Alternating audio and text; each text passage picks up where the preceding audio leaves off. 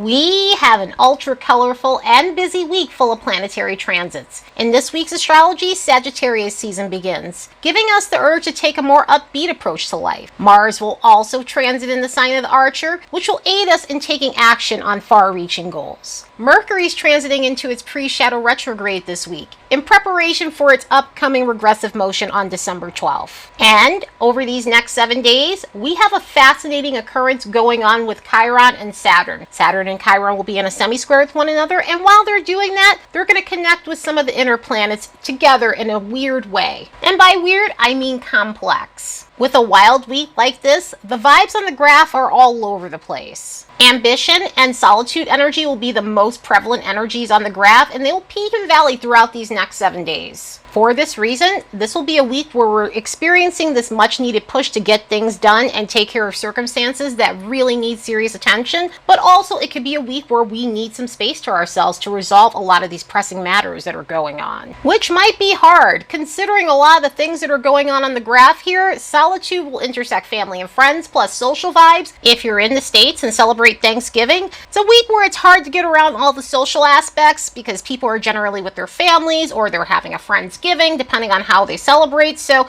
the social vibes on this is going to be a little bit unavoidable in certain circumstances. And even if that holiday is not the case, we're going to be so preoccupied with our own thoughts, it might be hard to interact with other people. Some moments might feel like a welcome distractions, while others might feel a little irritating because you're trying to sort out your thoughts. Then over the weekend, solitude and ambitious vibes will mix with mental energy. With this level of complicated tenors carrying over from Friday through Sunday, we might feel more revved up than typical and leading to taking action on things that really need our attention. It's the week of just taking care of business for sure.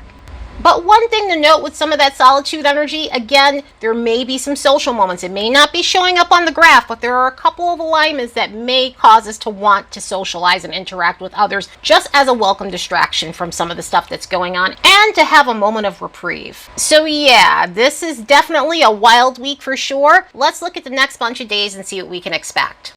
As a reminder, don't forget to like and subscribe because it helps this channel grow. And if you'd like to support the work of this channel, you could do so by buying me a fresh cup of coffee. There's a link in the description box below. Monday opens up with an easygoing transit from Mercury to Chiron that's going to enable us to bring more harmony and order back to our lives. And this is the only inner planet that's making a harmonious alignment to Chiron this week, so let's soak this one up as much as we can because what it does is it facilitates mending fences with others.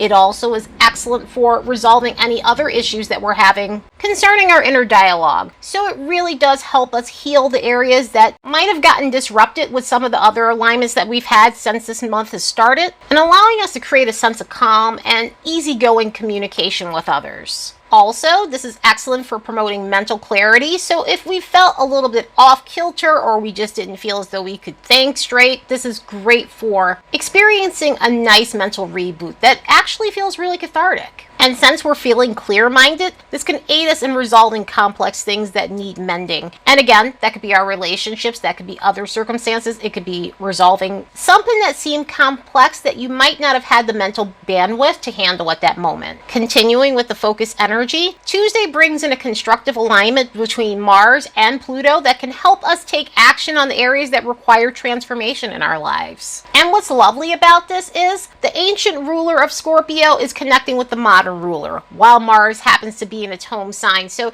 this gives it an additional positive boost that's much needed at this point in time. One of the relieving things about this transit is we can be assertive without ruffling feathers as much. In other words, if we're having to be more direct than usual, it doesn't come off overbearing, it doesn't come off power struggly, and it doesn't come off as if we're trying to throw our weight around. As a matter of fact, in energy like this, people tend to be a little bit more clear-minded, so they're able to understand exactly why you're coming off the way you are. It's not saying that you're coming off in an abrasive way. Generally, Mars and Pluto contacts, that can happen. But this one promotes asserting ourselves healthily, and so it's not really coming off in an offensive manner. Energetically, if we've lacked motivation for a while, this provides us with the much-needed vigor to get things done. It could be taking care of goals. It could be resolving complex things that maybe we, again, didn't have the mental bandwidth to handle. But also, if we were experiencing experiencing low moments of vitality or just low energy, there may be a sense of renewal that comes from this. And this is because of the regenerative powers of Mars and Scorpio combined with Pluto. So this could really bring back a sense of revitalness to us. And because of the transformative nature of this transit, it promotes detoxifying things that are not healthy for us. In other words, it promotes transforming destructive patterns, things that are hindering us from growth, things that are toxic for us, and other areas of life that are no longer serving us. So this may be a day where you're starting to feel as though you could get the ball rolling. It's not saying that you'll be able to do that on that day, but this may be that nudge to get that going for yourself. So it gives us that nice push to eliminate things that are not healthy for us. As mentioned earlier, throughout this week, we have an ongoing theme with Saturn and Chiron connecting to the inner planets. But now that we're at the 22nd onward, we're going to see more complex transits than we did with that Mercury Trine Chiron situation. The first transit that we're experiencing on the 22nd is Venus making alignments to Saturn and Chiron that are problematic in nature. With the Saturn stuff, it can show where we're unfulfilled in love life and career situations. So we can come to a conclusion that some of the scenarios romantically aren't working for us, whether it's for a lack of passion, vulnerability, we're no longer into them, or it's based on superficial things. In other words, it's a relationship that's only based on material possessions, or for the sake of looking good. This could also show up in our career in the sense where we're feeling as though we've hit a glass ceiling, you're feeling as though we're getting nowhere with a job, and that, maybe it's a time for a change. Not an instant change, but a time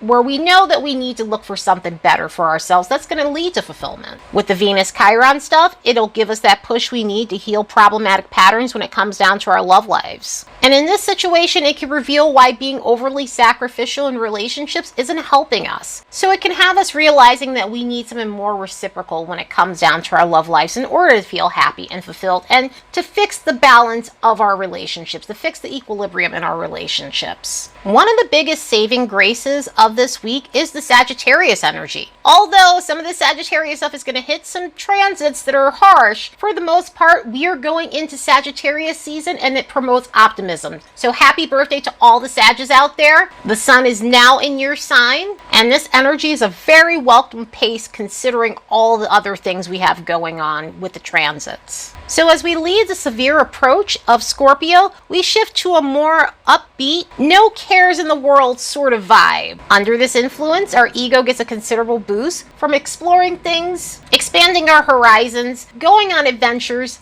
being silly, being jovial, and just shooting our shot at life overall. One of the reasons why Sagittarius energy is so celebratory is it comes right after Scorpio. Scorpio energy is necessary. Scorpio energy is welcomed, especially when we have shit that we really need to look at, especially when we need to not have the rose-colored glasses on and see things for what they are so we can fix our lives and transform our circumstances that are no longer serving us. However, once we get to the tail end of that period, we are looking for a reason to let our hair down. We are looking for that light at the end of the tunnel. Because although those things are important and taking care of business and shifting circumstances and behavioral patterns that aren't helping us, it could be really grueling. Scorpio is the dark night of the soul, which can be very draining and demotivating. So when we start shifting into Sagittarius, we could see that bright sunny horizon finally. And give our minds and bodies a rest. Give ourselves an opportunity to enjoy life. And just soak up the sun to an excessive amount because we've earned it. And for anyone who's coming out of a Scorpionic period, whether that's a progressed moon in Scorpio or Pluto squaring your sun or anything to do with those types of themes, when you finally get into that Sag season of your life, you thoroughly immerse yourself into it. This is why this energy pumps us up so much. This is why we start going beyond our limits. This is why we start going for the gold under this energy, and we have the urge to take chances and opportunities because after a rough period, we feel like luck is on our side. We feel as though we have something to really look forward to. This is a time where we can get a lot of fulfillment from socializing and sharing ideas with other people. Overall, just sharing in general. Sagittarius energy brings out our generous nature. And so this is not saying that we're lending out money to people or anything like that, but it could be about, again, sharing ideas, sharing in the festivities with other people. Like I was saying earlier, if you're in the States, Sagittarius season always comes around Thanksgiving. And that's a very Saggy holiday. Between the feast and the gathering and the joking around, and also opinions being thrown around. It's just a vibe to be expected under this influence. And also, beyond Thanksgiving, that's a vibe that the Sagittarius season tends to bring with it. This could also be a time where we're connecting with our inner free spirit. Sometimes we don't connect to the freedom-loving parts of ourselves, and that happens for various different reasons in life. But some of the ways that can manifest is through travel, going on exhilarating outings, reconnecting to spirituality and understanding universal truths, and other things that help us feel boundless. Of course, there's a lower vibration, as there is any time a planet changes signs, and this is no different even for all of its fun, colorful energies it brings. Even though all the optimistic energy is welcome, there may be moments where we need to curb that in some sort of way. Because under this influence, it can come in an unrealistic tone. So we could find ourselves being overly enthused about something that we really need to pump the brakes on. Sometimes this can show up in ways of spreading ourselves too thin, where we're overbooking ourselves, or we're overpromising and under-delivering, which can also lead to being unreliable for that reason. So there tends to be a little more flakiness in this sort of energy. Other than that, welcome to Sagittarius season 2023. It should be a lot of fun. And if you couldn't get enough Sagittarius energy, by the time we hit the 24th, Mars is entering the sign of the Archer. So yeah, we are in full throttle Sag mode this year. And we have a small Sagittarius stellium going on for a while. I mean, Mercury's in Sag and it's going pre-shadow and it will eventually leave Sag.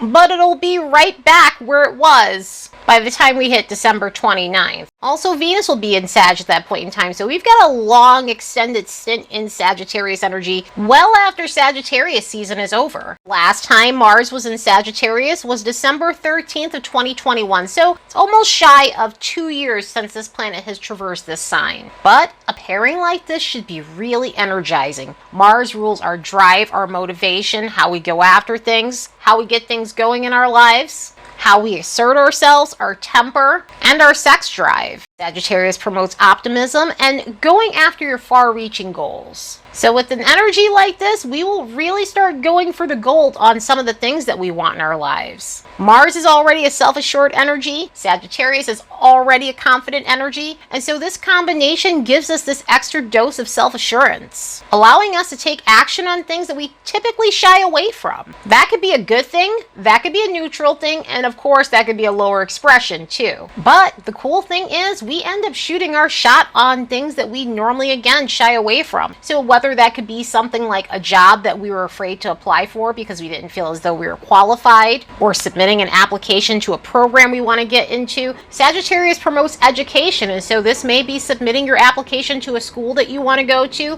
whether that's a university or a nursing program or anything to do with education at all. This is definitely that type of energy that will really give you that extra motivation and confidence to just put that out there, to submit that application, which is one of the things I really do love about this energy, because a lot of the times we doubt ourselves. A lot of the times we limit ourselves. We put self-imposed restrictions on ourselves. Imposter syndrome tends to creep in a lot of the times, and it prevents us from going after what we want. But this type of energy doesn't do that. This type of energy is very impulsive in nature. It just simply aims its arrow and hope that something lands. And sometimes we just need to take that type of approach when it comes down to the things that we want in life. So if you need a little bit of encouragement to just go for yours, this is the time to definitely do so. Even with the Mercury retrograde that's coming up, this is still going to give you that encouragement that you really need to put yourself out there in that way. Energetically, our spirits could be lighter under an energy like this. Even though Mars rules temper and Sagittarius happens to be another fire sign, there is something of a lighter approach depending on the circumstances. It's not to say that there can't be anger here, because there absolutely can. The lower vibration of this can get really, really nasty, but for the most part, it's a very cheerful sort of tone to it. And that can manifest in so many ways, where we connect with our adventurous side. We get more excited about doing thrilling things, being social, throwing a party,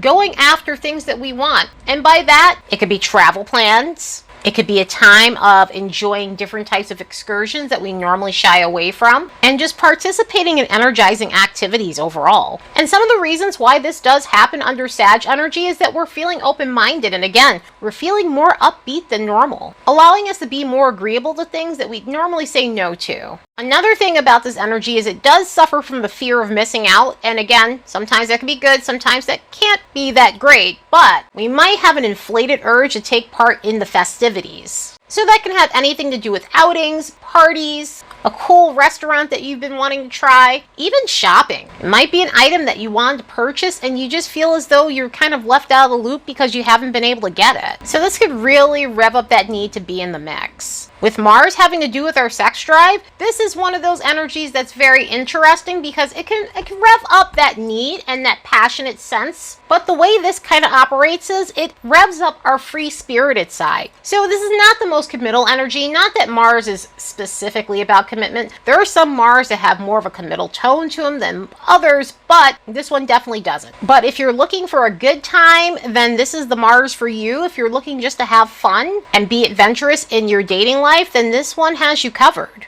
Of course, if you're an already established union, this can bring out the more adventurous side in your intimacy. Of course, there is a lower expression as there is any time we have a planet changing signs, and with this one, because it's combined with Mars, it can get a little bit hectic. We need to be aware of being overly opinionated. Sometimes within this energy, our dogma can show up, and we might find ourselves fighting over our beliefs. So this could be a pretty keyed up time for those who don't check facts in situations and go off of what they know in their own experience rather than what might be the reality of a situation. Reckless behavior can definitely become more prevalent in an energy like this. In other words, taking big risks that you probably shouldn't, that might be kind of foolish, can really get keyed up in an energy like this. So can impulsivity, and so that can end up blowing up in our faces. Also, that thing that I said about the fear of missing out, that can also become problematic as well because, you know, sometimes we just kind of just don't need to hop on the same boat that everybody else is. And because of the way this energy is, it can be more enunciated than normal, and that may end up turning into something that we don't want. We also really need to be aware of our tempers in this energy because our tempers can flare up and be really nasty. This has a tendency to get really blunt and very cutting, very harsh with words. It could be the type of energy where people throw their weight around, so that's something else to be aware of. And we also need to be aware of the arrogance that can come with this. This is a very confident pairing. Mars and Sagittarius paired together brings out a lot of confidence, but sometimes that confidence is just unjustified. But nonetheless, people may throw that around and act in a way that's really haughty. Other than that, the great things about this energy is it really helps us in terms of not being a passenger in our own lives. So if we use this healthily, we can really get things done. The 25th brings in more Sagittarius themes, with Mercury going pre-shadow in this sign. One thing to note, the day before Mercury shifts into retrograde, Uranus is going to make a contact with Mercury, which might bring in some interesting tones when it comes down to expecting the unexpected, and also dealing with people who are being contrarians for the sake of being a contrarian. But yeah, we're at the beginning points of the last Mercury retrograde for 2023, and this one's a double feature because we will have it in two signs.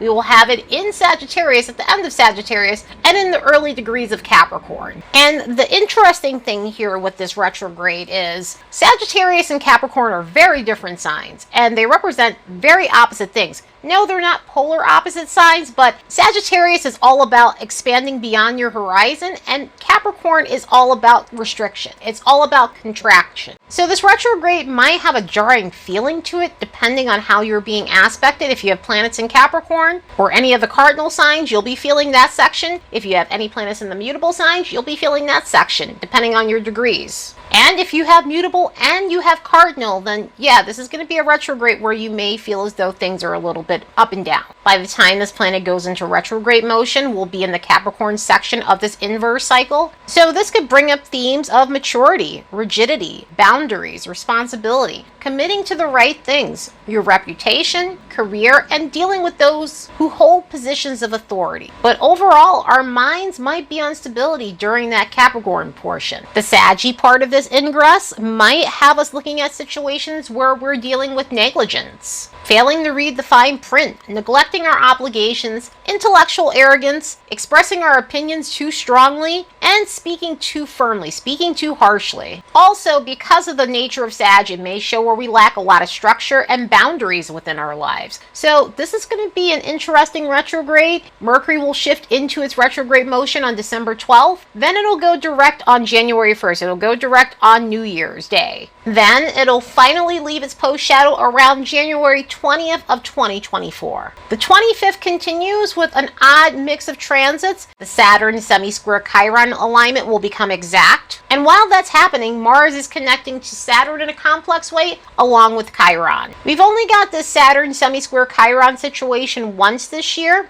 back in August. And before that, we hadn't seen this alignment since June 2nd of 1971. This is my first experience with it since I wasn't around in the 70s, but with a rare alignment like this, it can definitely be very impactful. The reason why this alignment takes so long is due to the slow orbit of Saturn and also the odd orbit of Chiron. Chiron has an orbit between Saturn and Uranus, and depending on what section it's at, it's going to connect with either of those two outer bodies in a specific way. But this is the last one we're getting for a long time. We won't see this alignment again until August 11th of 2033. Just to put that in perspective of how long this alignment takes to actually happen. Energetically, this can prompt us to work on areas in our lives where we need balance between being overly strict or lacking self-control. It can also show us where we need boundaries versus having absolutely no boundaries at all. Some of the other ways this can manifest is needing to work on a lack of drive, needing to work on feelings of numbness, needing to work on vulnerability, needing to work on being overly obsessed with material things, and some areas where it may be problematic. Well, it's all problematic, but one of the areas where it can really be problematic is if we're in a situation where we either devalue others or ourselves, or we're having situations where others are doing that to us. So an energy like this is giving us a nudge need to work on these things and heal them. Of course, these are not overnight things, as I always say when I see complex transits. It's not that we get that transit on that day and then all of a sudden miraculously these things happen. These things take time because you didn't get that way overnight, so you're not going to be able to resolve it overnight. But with the Mars stuff combined with all of this, it can really rev up some edgy situations during this day. So this can show us where we need to work on impulsivity and how when we rush into things, it sometimes backfires on us. This can also show where we need to heal temperament issues and how a poor attitude is holding us back from having what we want in life. And if we couldn't get enough complex transits, we have another one going on that day. Now, this one with Mercury isn't as harsh as the other ones. As a matter of fact, Mercury connecting with Jupiter in this harsh manner may not be as wild, but it does carry annoyance to it. Also, this is our first pre-shadow retrograde alignment. So we'll see this one pop up a few more times throughout the regressive cycle. The thing with this alignment is it can rev up a lot of overstating. It can rev up a lot of oversharing as well. So this may be a day where we have awkward interactions with others who are just TMIing the hell out of us, making for cringy conversations and just moments where it's just like, didn't want to hear that. And this is where I say this one is this kind of like, it's annoying more so than anything else. And also, it does have other things where we may be dealing with people who are fabricating too much and stretching the truth. Maybe not in a manipulative way, but just in a way of just like, you could tell that they're telling tall tales to make themselves seem important. Jupiter has a way of inflating things and pumping things up, and so somebody might be doing that. Speaking of inflated, it does bring out an arrogance about it too, so that may be also another thing that's annoying. Plus the preachy, opinionated exchanges that may occur as a result. And due to the flighty nature of this transit, we definitely want to make sure we're paying attention to important details, especially if we have to go over something that is very detailed oriented. So do the best you can with this energy hits. Then when we get to Sunday, Venus is making a quincunx with Uranus. When I was looking at the vibes on the graph and there was that solitude there was still a lot of possibility in terms of socializing. And that Mercury Sesquiquadrate Jupiter situation can bring that about. And this Venus quincunx Uranus can bring that about. The exchanges are not the best quality, but sometimes it does bring in a more social tone. But with this Venus making a quincunx to Uranus, it's a quincunx, and so we may have to deal with some areas where we lack self-awareness, especially when it comes down to our love lives. And with the combination like this, it may be us having to work on seeking novelty all the time in relationships, or being very erratic in relationships. Having this constant need to switch things up because we get bored very easily, having issues with commitment, having issues with routine. So it could show us the unhealthy ways we engage in unions. Also, this does bring in situations where we might be taking too many risks when it comes down to our love lives. And when I say too many risks, being risky in terms of being out there on a sexual level. Nothing wrong with wanting to hook up. Definitely nothing wrong with being sex positive. We should all feel comfortable and confident in that. However, of course, it can veer on the unhealthy end, and this is one of those things where it veers on the unhealthy end. So definitely try to be mindful of that. I mean, again, when we have hard transits like this, it's giving us that nudge needed to work on these things so they're no longer putting us in problematic situations in our lives. But yeah, what a crazy 7 days. This week was packed to the gills with a lot of wild stuff. Easy transits, some Sagittarius energy for good mitigation, but for the most part, it is definitely one of those weeks that's a little out of hand. Anyway, I hope you all have the best week ever. Later, and see you in the next episode.